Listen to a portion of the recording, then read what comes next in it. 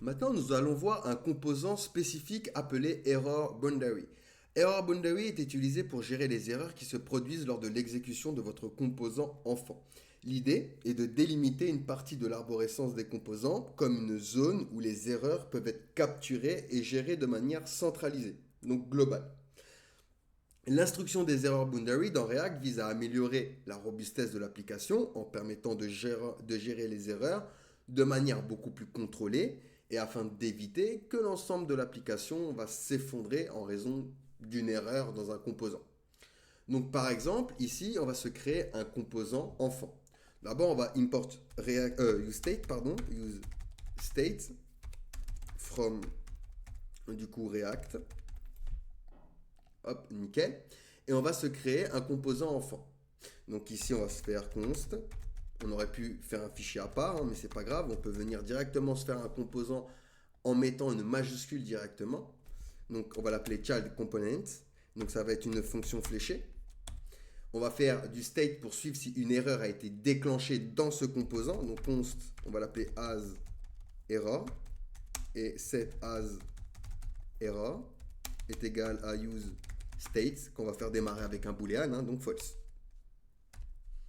Ensuite, on va faire une fonction pour déclencher délibérément une erreur. Hein. On va faire exprès de déclencher une erreur. Donc ici, const, on va l'appeler true error. Et ça va être une fonction fléchée qui va faire un set as error. Et on va placer ça à true. Donc on change le state ici, notre boolean. Ensuite, si une erreur a été déclenchée, alors on va lever une erreur JavaScript. Donc ici, on va faire un if.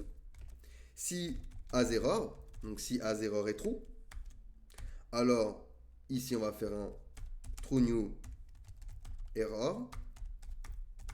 Il y a eu une erreur. Ensuite, on va pouvoir faire un rendu d'un composant.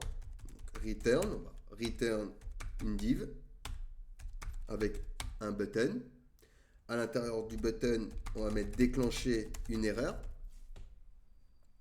Ici, on va lui rajouter un one-click. Donc, on lui ajoute notre fonction throw_error. OK.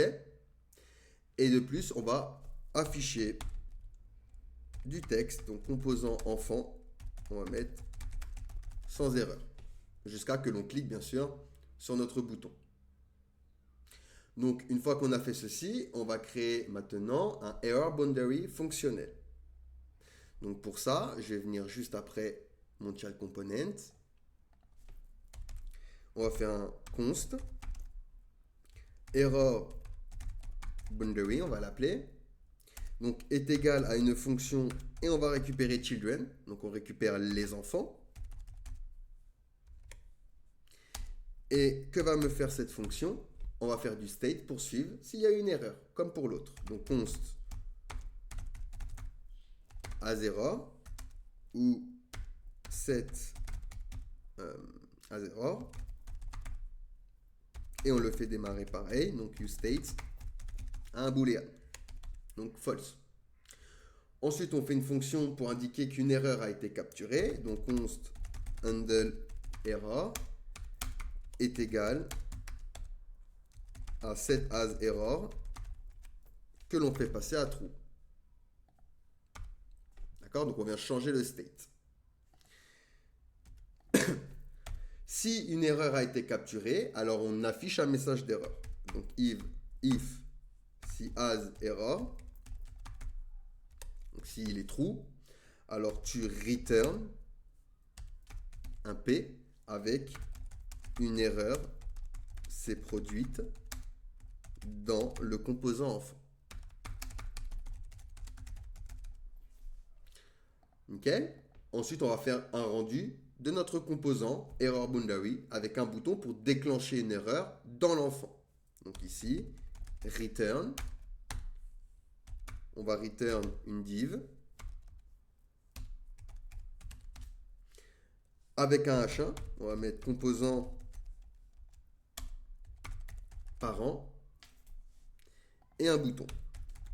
Button. déclencher erreur dans l'enfant. Et on vient lui donner un one-click. Donc ici, handle error. Donc ici, notre fonction. Donc une fois qu'on a fait ceci, on va pouvoir, hop, dans notre fonction ici, retourner nos composants. Donc je vais retourner error boundary, qui va être mon élément parent, et ensuite, du coup, child component, qui va être mon élément enfant. Et ici, je vais bien avoir, du coup, composant parent, d'accord? Et si j'appuie sur mon bouton, j'ai une erreur s'est produite dans le composant enfant. D'accord? Donc, hop, je refresh. Donc ici, dans cet exemple, le composant child component a un bouton qui, lorsqu'il est cliqué, il va déclencher délibérément une erreur. Donc, l'erreur boundary englobe le composant child component dans le composant app. Et lorsque l'erreur est déclenchée dans notre child component, donc dans notre composant enfant, elle est capturée du coup par error boundary et le message d'erreur est affiché à la place du contenu du composant enfant. Vous voyez? Au lieu de m'afficher le composant enfant, hop, il va m'afficher une erreur s'est produite dans le composant enfant. Et ça n'a pas bloqué mon application. D'accord? Donc voilà, pour error boundary. Allez, posez-moi des questions si vous en avez, sinon on passe du coup à la suite.